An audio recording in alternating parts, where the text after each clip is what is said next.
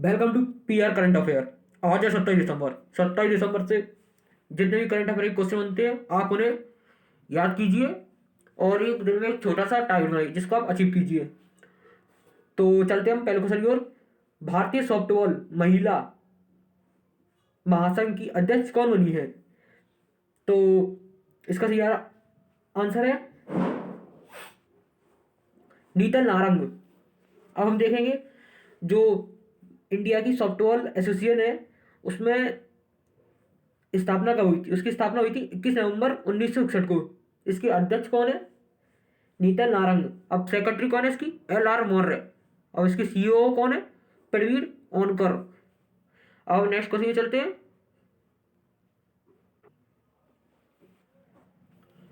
किस राज्य की सरकार ने किसी ऋण माफी योजना को मंजूरी दी है? तो इसका सही आंसर है झारखंड। अब हम इसके इंपोर्टेंट पॉइंट देखेंगे। इस योजना के तहत किसानों के 50,000 तक के ऋण को माफ कर दिया जाएगा। और दूसरी बात देखेंगे, ये सिर्फ उन किसानों को मिलेगा जिन्होंने जो संस्थागत स्रोतों से ऋण लिया है, मतलब जो सरकारी योजनाओं से ही ऋण लिया उन्होंने।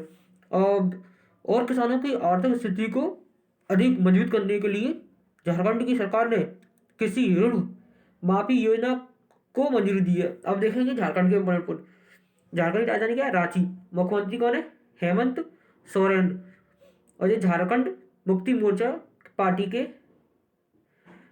अब गवर्नर कौन है? द्रौपदी मुर्मू। अब हम नेक्स्ट क्वेश्चन में चलते हुए, भारत की पहली लिथियम रिफाइनरी किस राज्य में स्थापित की जाएगी? तो उसका सही आंसर है गुजरात। अब हम इसके इंपोर्टेंट पॉइंट क्या देखेंगे कि ये लिथियम एक रासायनिक तत्व है। साधारण परिस्थितियों में यह प्रकृति का सबसे हल्की धातु है और कम घनत्व वाला ठोस पदार्थ है। अब इसका रासायनिक चिन्ह क्या है? Li। परमाणु संख्या क्या है इसकी? 3। अब हम देखेंगे कि ये लिथियम है, ये कहाँ से आएगा? ये लिथियम भारत को ऑस्ट्रेलिया आयात करेगा। अब हम गुजरात से इंपोर्टेंट बोलते थे। गुजरात की राजधानी है गांधीनगर। मुख्यमंत्री है विजय रूपाणी जो बीजेपी से हैं। अब गवर्नर कौन है? आचार्य देवव्रत। अब मुख्य न्यायाधीश कौन है? विक्रम नाथ। अब नेक्स्ट क्वेश्चन चलते हुए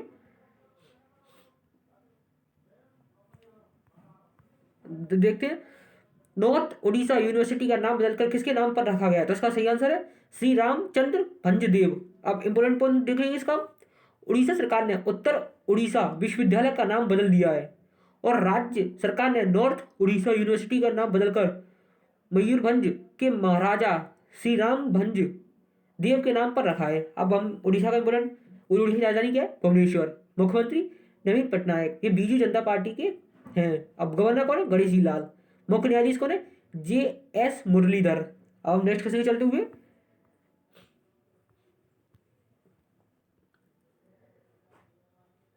हम देखें कि आर्थिक मामलों की मंत्रिमंडलीय समिति ने अनुसूचित जाति के छात्रों के लिए पोस्ट मैट्रिक छात्रवृत्ति योजना में बदलाव को मंजूरी दी है।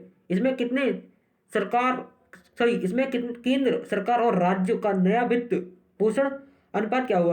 तो इसका अनुपात होगा 60:40। अब हम इसे इंपोर्टेंट पॉइंट देखेंगे। देखो, केंद्र सरकार ने हाल ही में 4 करोड़ से अधिक अनुसूचित जाति SC के छात्रों के लिए 59 करोड़ की पोस्ट मैट्रिक छात्रों को मंजूरी दी है। अब इस योजना को अगले 5 वर्ष में लागू किया जाएगा। इसके लिए 59.045 करोड़ रुपए का खर्च आएगा, जिसमें 60% व्यय केंद्र सरकार देगी और 40% राज्य सरकारों को देना होगा। अब हम नेक्स्ट क्वेश्चन चलते हुए, अब नेक्स्ट क्वेश्चन है 28 दिसंबर 2020 को प्रधानमंत्री नरेंद्र मोदी ने देश में पहली चालक रहित ट्रेन मतलब ड्राइवरलेस मेट्रो ट्रेन का उद्घाटन करेंगे। इस ट्रेन का उद्घाटन कहाँ होगा? इसका उद्घाटन हुआ न्यू दिल्ली में। अब देखें न्यू दिल्ली से मुख्यमंत्री कौन है? अरविंद केजरीवाल। उपराज्यपाल कौन है? अनिल बैजल। अब दिल्ली की पहली महिला शासक कौन थी? रजिया सुल्तान। अब नेक्स्ट क्वेश्चन में चलते हुए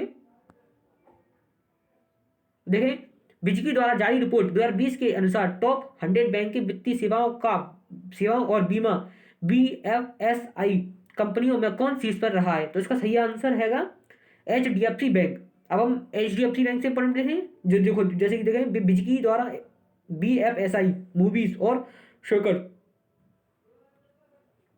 2020 के अनुसार एचडीएफसी बैंक देश में 100 बैंकिंग वित्तीय सेवाओं और बीमा कंपनियों शीर्ष पर आया है।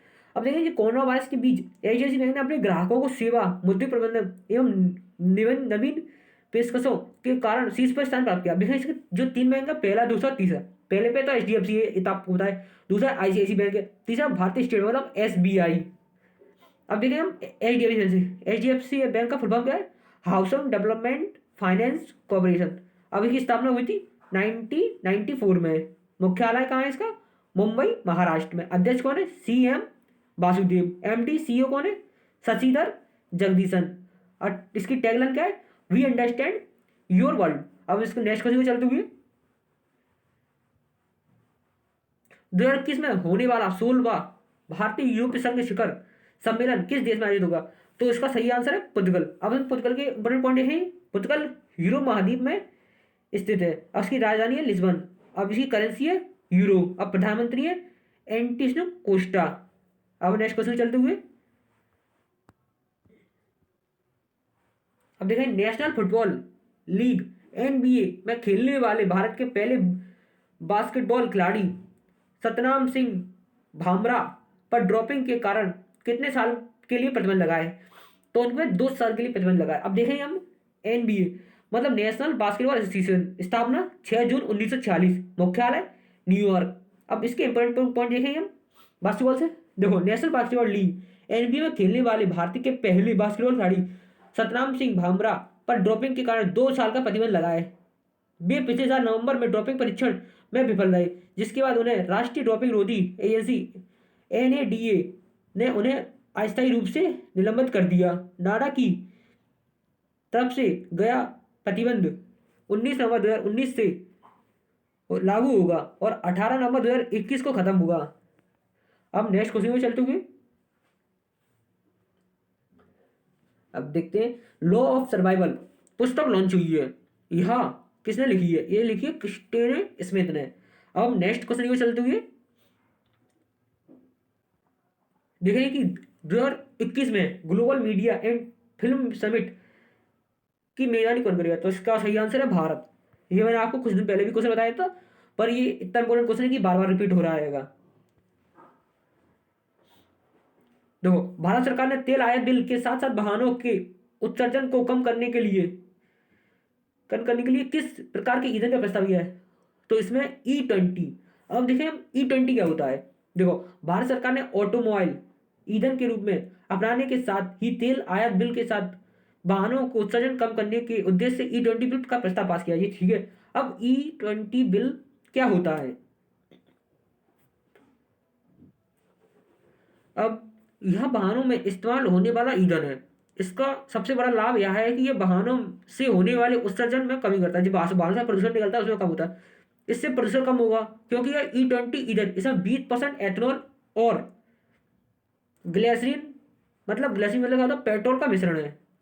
ठीक है, इससे क्या प्रदूषण कम होगा। अब नेक्स्ट क्वेश्चन चलते हुए देखते हैं अगला क्वेश्चन। इंडिया रेटिंग ने वित्तीय वर्ष 2020-21 के लिए भारत की जीडीपी -11.8% से संशोधित कर कितना कर दिया है? तो इसका सही आंसर है -7.8%। अब जीडीपी क्या है? जीडीपी का फुल फॉर्म होता है ग्रोस डोमेस्टिक प्रोडक्ट, मतलब सकल घरेलू उत्पाद। जैसे किसी भी देश की जीडीपी जब बढ़ती है, जब उस देश का सबसे ज़्यादा वो चीज़ें बनती हैं और देशों में सप्लाई कर। जैसे चीनी जीडीपी क्या थी? मौजूद थी, क्योंकि वहाँ पे उन्होंने कोरोना वायरस के दौरान भी उनके जो कारखाने कंपनी चलती रही और उन्होंने देश भर में उनका निर्यात किया, इसलिए उनकी चलता रहा। और हमारे यहाँ पर क्या है, सब कंपनियां ठप हो गई थी, इसलिए भारत की जीडीपी गिर गई, क्योंकि यहाँ पर सकल घरेलू उत्पाद बिल्कुल ना बराबर हो गया था। अब देखते हैं किसी निश्चित चालू वर्ष में किसी राज्य द्वारा उत्पादित समस्त वस्तुएं एवं सेवाओं के कुल मूल्य का सकल घरेलू उत्पाद कहते हैं। नेक्स्ट क्वेश्चन चलते हैं। जैसे कि देखें इजराइल की संसद को बजट संबंधी विवाद के बाद भंग कर दिया गया। इजराइल की संसद का नाम क्या है? इसका नाम है नीसेट। अब हम देखें इंपोर्टेंट। इजराइल में प्रधानमंत्री बेंजामिन नेतन्याहू की गठबंधन सरकार के बजट पारित करने में विफल रहने पर संसद को भंग कर दिया, जिसमें अब इजराइल में पिछले 2 वर्ष में चौथी बार नए सिरे से चुनाव कराए जाएंगे। इजराइल एशिया महाद्वीप में राजधानी है इसकी जेरूसलम, करेंसी है इजरायली शेकेल, प्रधानमंत्री बेंजामिन नेतन्याहू और राष्ट्रपति रूबेन रिवलिन। अब नेक्स्ट क्वेश्चन चलते हुए और ये हमारा आखिरी क्वेश्चन होगा। देखिए, वेब सीरीज ने फिल्म फेयर OTT पुरस्कार 2020 में बेस्ट सीरीज का पुरस्कार जीता है। ये किसने जीता है? ये पाताल लोक ने। अब पाताल लोक ये इंडिया की एक वेब सीरीज है जिसमें कुछ किरदार है, हथौड़ा त्यागी है, हाथी, मतलब जो इंस्पेक्टर होता है तो उसमें क्या है, उन सबको जो अभिनय निभाया है और उसकी जो स्क्रिप्ट है उसके लिए इसको OTT में बेस्ट सीरीज का पुरस्कार जीता है। अब आप हमारे चैनल को सब्सक्राइब करें और अधिक से अधिक शेयर करें और लाइक करें। अगर आप हमारे चैनल को लाइक करते हैं, सब्सक्राइब करते हैं, और हम को इसके और मोटिवेट होंगे और आपके लिए प्रतिदिन वीडियो बनाएंगे। धन्यवाद।